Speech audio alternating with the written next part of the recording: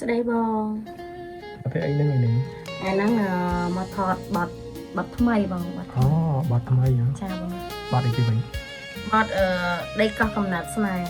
មនោចេតនាហ្នឹង ចា អូស្ដាប់ទៅឃើញថាបទចម្រៀងបែរជាពិរោះហ្នឹងតែពួកអីដីកោះកំណាត់ស្នេហ៍ ចារៀងលងលោចដែរ អូអញ្ចឹង ប្រកបអត្តន័យ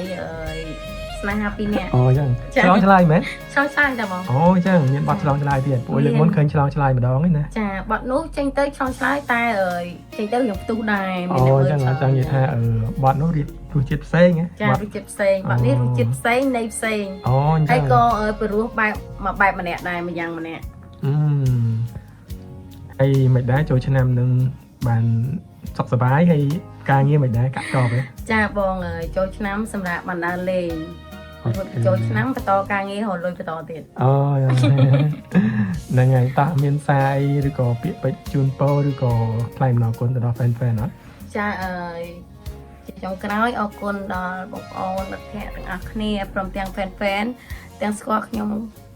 ក្តីមិនស្គាល់ក្តីតាស្គាល់តាម Facebook ឬក៏តាម YouTube បទចម្រៀងខ្ញុំអីទាំងអស់ហ្នឹងចាអរគុណច្រើនចំពោះការគ្រប់គ្រងស្រឡាញ់ពេញចិត្តមកដល់រូបនាងខ្ញុំនិងក្រុម MB Band ទាំងអស់គ្នាផងដែរក៏សូមជូនពរឲ្យពុកម៉ែបងប្អូនក្នុងឱកាសឆ្នាំថ្មីរត់ទទួលទានមានបានសុខភាពល្អតាណាមណាជួបប្រទះតែសុខសុវត្ថិភាពតាមផ្លូវផងដែរចាអរ អូ គុណ ខេអរគុណបាយបាយ